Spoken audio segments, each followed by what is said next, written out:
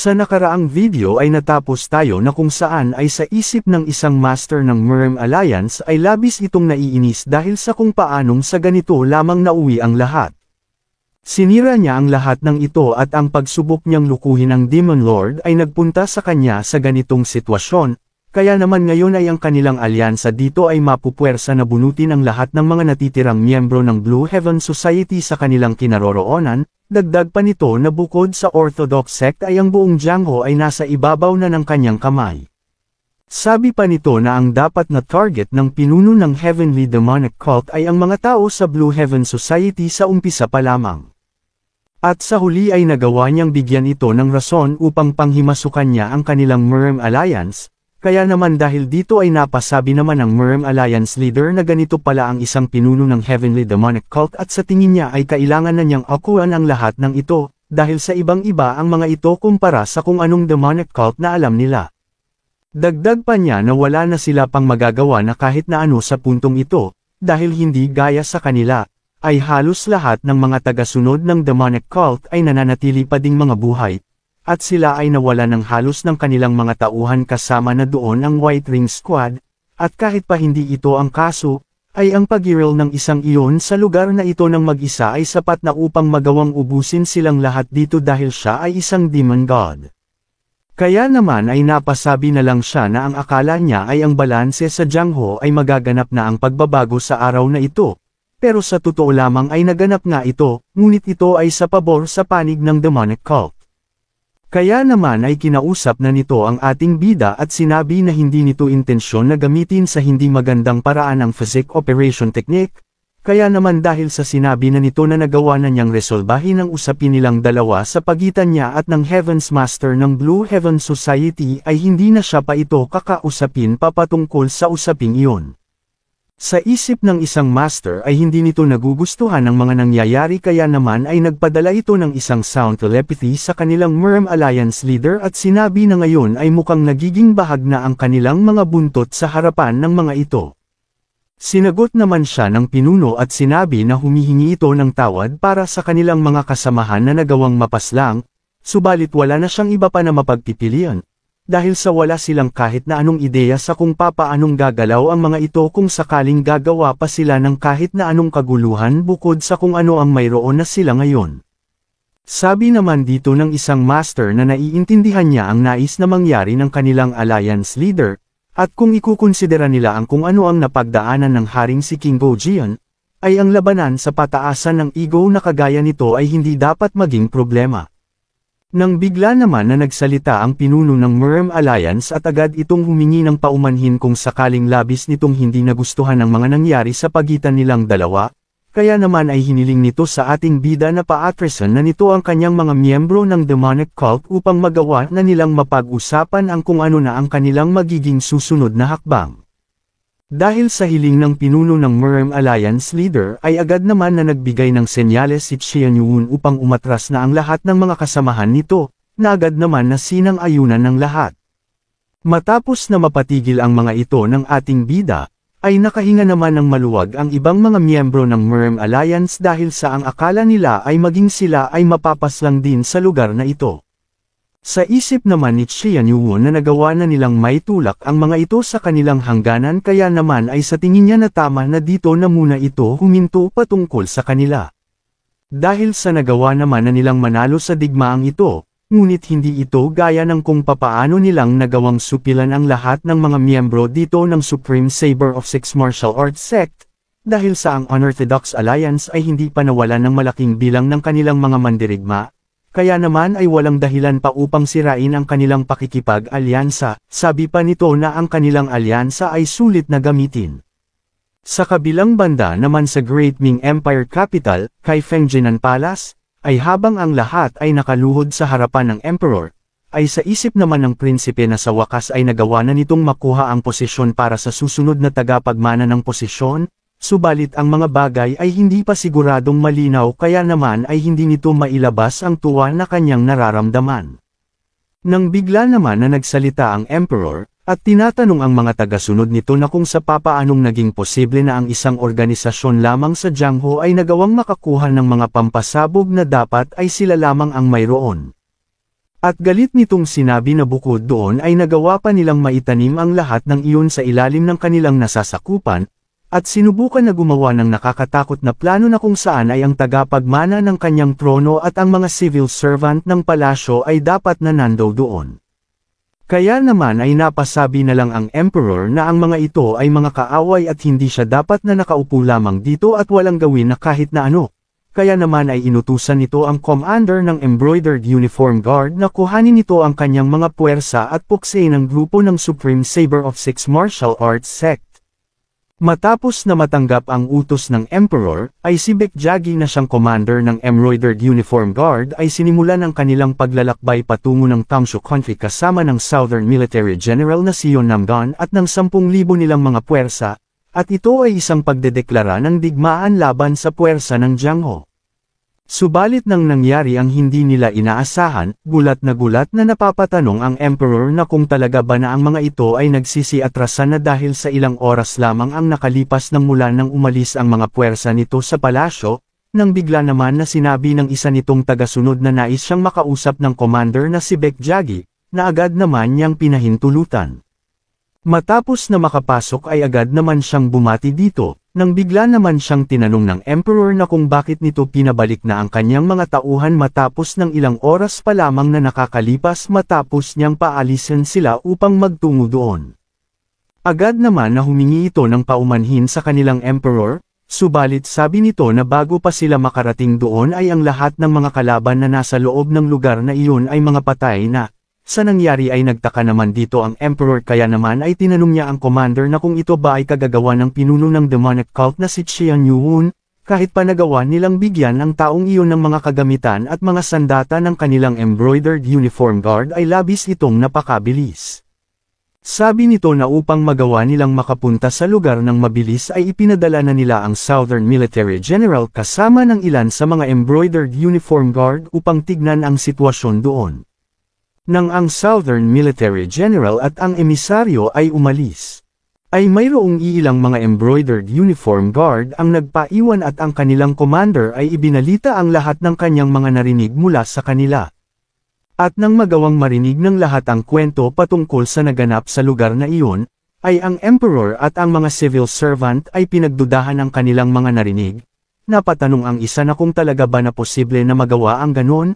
At ang ibig sabihin lamang nito na ang demonic cult leader na si Qian Yuhun ay nagawang paslangin ang lahat ng siya lamang na mag-isa. Maging ang emperor ay hindi makapaniwala na ang taong iyon ay lumipad sa himpapawid at inubos ang lahat gamit lamang ang mga matatalim na espada na parang mga kidlat sa kalangitan. Sabi din ng isa na hindi niya labis na maintindihan ang mga naririnig niya, dahil sa paanong ang isang tao lamang ay may kakayahang gawin ang mga bagay na iyon. Sa isip naman ng prinsipe ay labis siyang namamangha sa mga naririnig niyang kakayahan ng isang Qian Yuhun, kaya naman ay napasabi na lamang siya na mabuti at nagawa niyang makipag-alyansa sa isang iyon sa umpisa pa lamang. Matapos ay nagsalita naman ang commander at sinabi na ito ang dahilan ng kanilang pag-atras. Sa nangyari ay hindi naman natutuwa ang emperor sa mga kaganapan sa lugar na iyon. Sa isip ng commander na sigurado siya na maging ang kanilang emperor ay nagulat din sa kanyang ibinalita, dahil sa ang isang iyon ay isang halimaw na nagawang lagpasan ang limitasyon ng isang tao, at ang kagaya niya ay banta para sa kanyang posisyon, at mukhang mas nakakaramdam na ito ng matinding takot kumpara noong una niyang nakaharap ito. Nang bigla naman na nagsalita ang kanilang emperor, at sinabi na hindi niya papalitan ang kanilang relihiyon habang siya ay nasa kapangyarihan pa. Matapos ng matagal na katahimikan sa loob ng palasyo ay sinira ito ng kanilang emperor sa pamamagitan ng nakakabiglang deklarasyon, subalit walang sinuman sa loob ang nagawang kontrahin ang kanyang biglaang desisyon. Makalipas ng 2 linggo matapos ng Dano Festival, ay hindi din nagtagal ay ang balita sa kung ano ang nangyari sa Dano Festival ay agad na kumalat sa buong Zhongyuan. Ang Orthodox Murim Alliance ay inanunsyo na sila ay nakipagtulungan sa Heavenly Demonic Cult upang magawang mapahinto ang Supreme Saber of Six Martial Arts Sect at ang plano ng Unorthodox Alliance. Ngunit ang ginawa nilang iyon ay upang maiwasan ang matinding kahihiyan, ngunit ang mga iyon ay walang saysay dahil sa napakadaming tao ang direktang nakasaksi sa kung ano ang mga nangyari. Kung umabot ka na sa parte ng video na ito ay maaari lamang na i-click ang like at super thanks sa baba bilang pagsuporta. Maraming salamat. Sa 10,000 Great Mountain, Heavenly Demon Divine Cult. Sa Supreme Heavenly Demon Pavilion, ay habang humihigop ng mainit na tsaa ang dating pinuno ng demonic cult na si Qian Ojong, ay sinabihan naman siya ng Left Guardian na maghinay-hinay lamang ito dahil sa mainit pa iyon. Ngunit nang magawa nitong maubos ang laman ng mangkok, ay inutusan naman siya nito upang ipagpatuloy nito ang kanyang mga kwento patungkol sa kanyang anak, dahil sa huminto ito matapos niyang sabihin na ang bagong demonic cult leader ay naninirahan ngayon sa Kaifeng. Sabi nito na ang kanilang bagong demonic cult leader ay kasalukuyang abala sa mga gawain sa kanilang sangay sa Kaifeng. Sa nangyari ay nabigla naman dito si Qian Ojong dahil sa ang kalahatan ng Kaifeng ay naging teritoryo na din ng kanilang demonic cult at hindi siya makapaniwala para sa bagay na iyon, kaya naman ay tinanong nito ang Left Guardian na kung ang Orthodox Murem Alliance ay tinanggap lamang iyon ng ganun kadali. Masaya naman na sinabi nito kay Qian Ojong na wala silang mapagpipilian pa, at wala kahit na ano. Sabi pa nito na ang Great Ming Empire ay lubos na hinikayat at sinuportahan ang Heavenly Demon Divine Cult sa pagpapalit ng kanilang national religion bilang kabilang sa mga ito, at mayroong isang imperial decree na kung saan ay pinahihintulutan ang Heavenly Demon Divine Cult na magtayo ng kanilang sangay sa loob ng kapital, ang Kaifeng. Ang Murem Alliance ay nag-anunsyo na tatanggapin nila ang desisyon bilang pagbibigay ng respeto para sa emperador at sa kanilang pakikipag-alyansa sa palasyo. Ngunit ang pagkakaroon ng pagkawala ng halos 30% ng kanilang puwersa kasama ng mga namatay na matataas nilang master na nagawang sumali sa Blue Heaven Society, ay naisip nila na wala na silang pagpipilian pa kung hindi ang tanggapin ang kanilang sitwasyon. At dahil din sa pagkakaalam nila na maari silang mapalibutan ng kanilang mga kaaway sa palibot ng kanilang teritoryo kapag sisirain nila ang kanilang mga pakikipag-alyansa. Masayang sinabi ng Left Guardian na ang lahat ng ito ay dahil sa kanilang cult leader na si Qian Yuwun.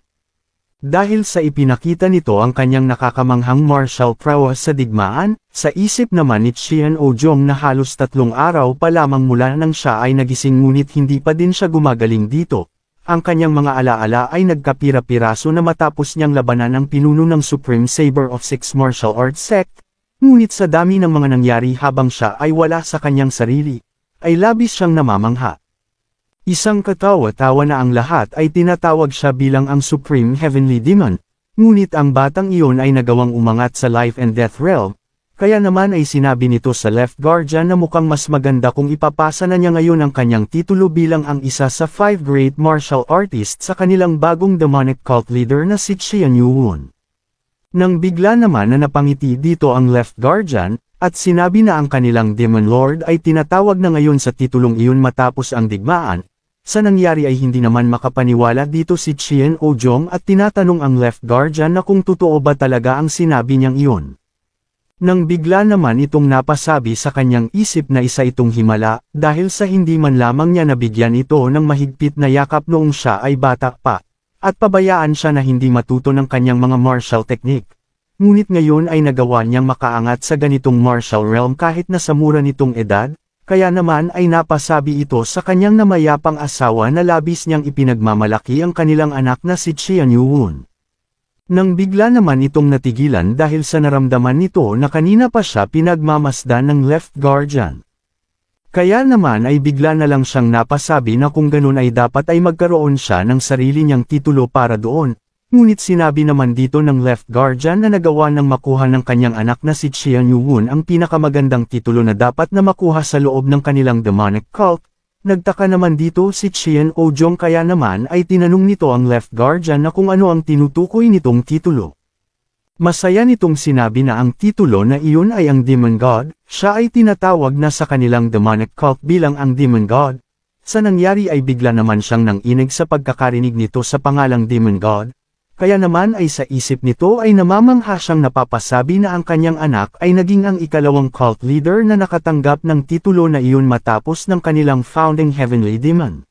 Sa isang lugar naman sa malayong parte ng palasyo ay may kung sino ang nagmamadaling tumatakbo patungo sa isang liblib na kuweba. Ang binata ay punong-puno ng mga pagkakapinsala sa buo nitong katawan.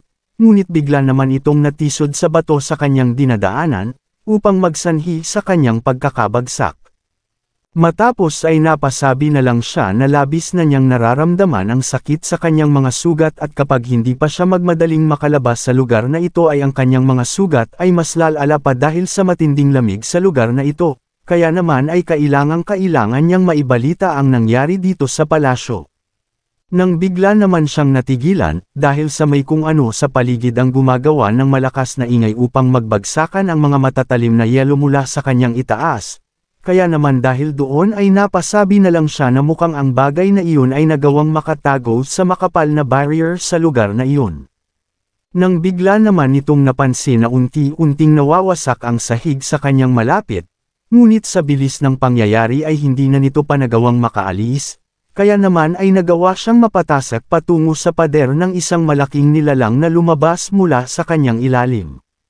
Nang bigla naman siyang natigilan, dahil sa ang nasa kanyang harapan ngayon ay isang dambuhalang malaking itim na dragon na naglalabas ng mga makapangyarihang kuryente sa kanyang buong katawan, ngunit mas lalo naman siyang natigilan, dahil sa nagumpisa ng kumilos patungo sa kanya ang malaking halimaw, kaya naman ay wala na siyang iba pa na nagawa kung hindi ang mapasigaw ng malakas. Nang bigla naman siyang nagising habang sumisigaw sa kanyang pagkakatulog, kaya naman matapos ng ilang sandali, ay napasabi na lang siya sa kanyang isip na muli na naman niyang napanaginipan ang isang iyon. Nang bigla naman na nagsalita ang uncle nito sa kanyang tabi at tinatanong ang binata na kung napanaginipan niya bang ulit ang kanyang panaginip noon, dagdag pa nito na mukhang talagang nakaukit na ang bagay na iyon sa kanyang isipan, ngunit hindi naman na nakapagtataka pa iyon dahil sa siya lamang ang nagawang makaligtas mula sa halimaw na iyon.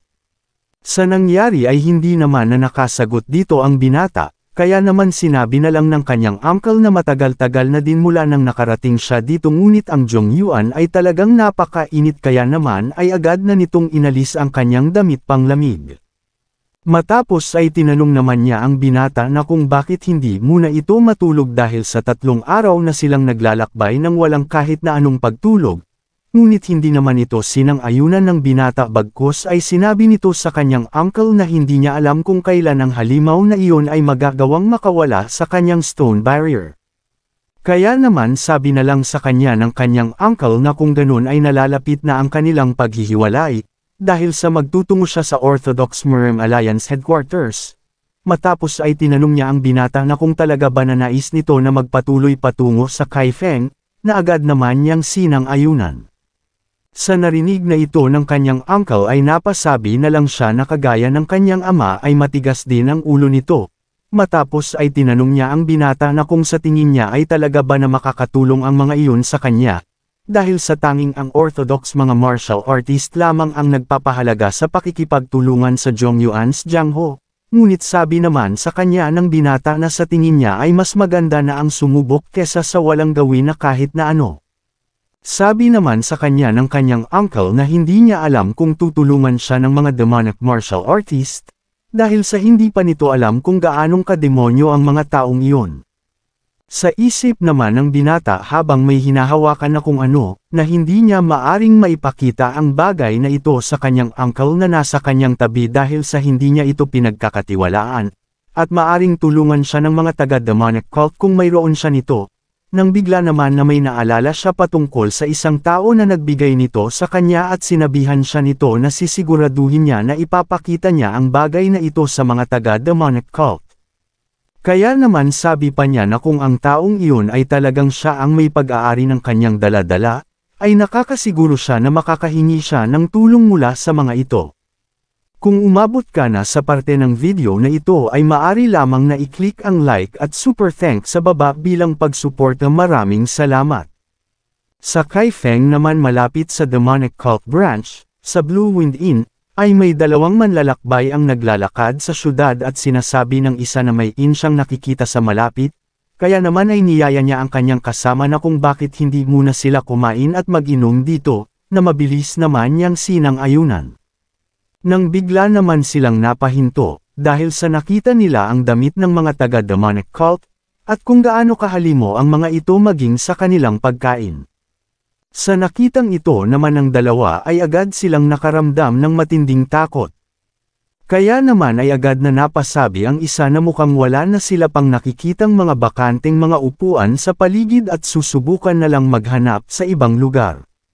Sa isip naman ng may-ari ng inn ay galit na galit itong napapasabi na kung anong sinasabi ng mga iyon na walang mga bakanteng upuan, dahil sa totoo lamang ay walang kalaman-laman ang lugar na ito bukod sa mga miyembro ng demonic cult. Dagdag pa niya na hindi pa ba nila nahahalata ang mga nangyayari, at kung bakit hindi na lang sila sa ikalawang palapag kumain. Nang bigla naman na nagsalita si Heobong na kung bakit tila yata ay walang nagtutungo sa inn na ito para kumain.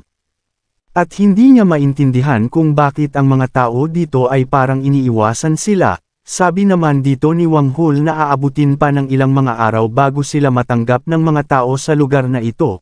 Ngunit mas maganda na ito kumpara noong una silang nagtungo sa lugar na ito. Sinang-ayunan naman ito ni Heobong ngunit sabi niya na sa tingin niya ay matatagalan pa ng sobra bago pa mangyari ang bagay na iyon. Nang bigla naman siyang sinabihan ni Samakhak na masyado itong nag-aambisyon ng kung ano, kaya naman ay tinanong niya ito na kung sa paanong paraan magiging posible na tuluyan nilang mapalitan ang mga pag-uugali ng mga tao kung ang Orthodox faction ay itinaguyod ito sa loob ng ilang daang taon, at sila ay halos isang buwan pa lamang na naririto. Dagdag pa nito na nagpapasalamat sila sa kasikatan ng kanilang Demon Lord dahil sa ilang daang bagong miyembro ang sumali sa kanilang demonic cult, at hindi ba magandang progreso iyon? Kaya naman ay sinabihan na lang niya si Heobong na huwag nang masiyadong mag-alala pa patungkol sa bagay na iyon.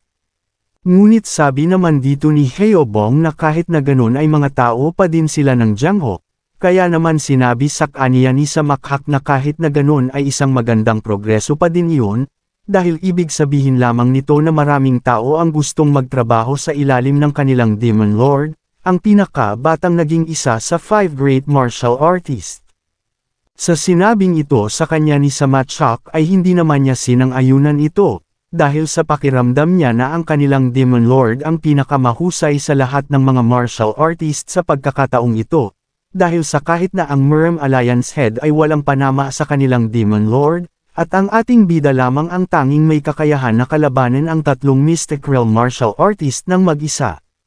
Nang bigla naman na nagsalita si Wu Sanghua at sinabi na baka ay ito ay dahil sa isang tao na kilalang Monster of the East, na masaya naman na sinang-ayunan naman ni Samakhak at sinabi na siya ay kilala sa bansag na Battle God of the East, na labis naman na ipinagtataka ni Heobong.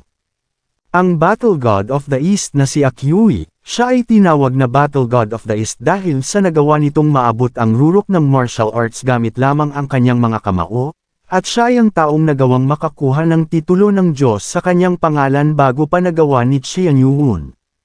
Sa nangyari ay napatawa na lang dito si Heobong at sinabi na ang mga iyon ay pawang mga kwento lamang dahil sa hindi nila magagawang may kumpara ang kanilang Demon Lord sa isang iyon. Ang kanilang Demon Lord ay nagawa ng patunayan ang kanyang martial prowess sa harap ng libo-libong mga tao. Nang bigla naman siyang sinigawan ni Wang Hul dahil sa pagwawalang bisa nito sa sinasabi ng kanyang Wu Sanghua. Sa narinig namang ito ni Heobong ay napasabi na lang siya na hindi ba nito sinasabi sa kanila na silang dalawa ay nagde-date na? Kaya naman sinabi ni Heobong na binabawi na niya ang mga nasabi nito. Ngunit napansin niya na ang kanilang inuupuan ay malapit ng masira dahil sa sobrang lapit nilang dalawa sa isa't isa. Sa isip naman ng dalaga ay naiinis ito dahil sa sinabihan na niya ito dati pa na huwag magpapahalata sa kanilang mga kasamahan, at sa nakikita niyang itsura nito ay sa tingin niya na hindi nito alam kung gaano siyang nagagalit sa ginawa niyang iyon. Nang bigla naman silang natigilan sa kanilang ginagawang mga tuksuhan, dahil sa may kung sino ang bigla na lang na tumayo sa kanilang harapan, kaya naman ay agad na nagpadala ng sound telepathy si Wang Hul kay Heobong na kung nakikilala ba nila ang isang ito, ngunit sabi naman dito ni Heobong na base sa paglalakad nito ay nakakasigurado siya na isa itong martial artist, at mukhang ito ay nasa pagitan ng early pick. Matapos natitigan sila nito, ay agad naman na lumuhad siya sa harapan nila. Kaya naman sa nangyari ay nagtataka ang grupo ni Heobong sa kung anong ginagawa ng isang ito. Matapos ay nagsalita naman ang binata at sinabi na sa wakas ay nagkita na sila. Tinanong naman siya ni Heobong na kung bakit biglaan na lamang siyang lumuluhod sa kanilang harapan. Ngunit hindi naman siya sinagot nito bagkos ay nagmamakaawa siya na dalhin siya ng mga ito sa kanilang demonic cult leader na si Qian Yuun.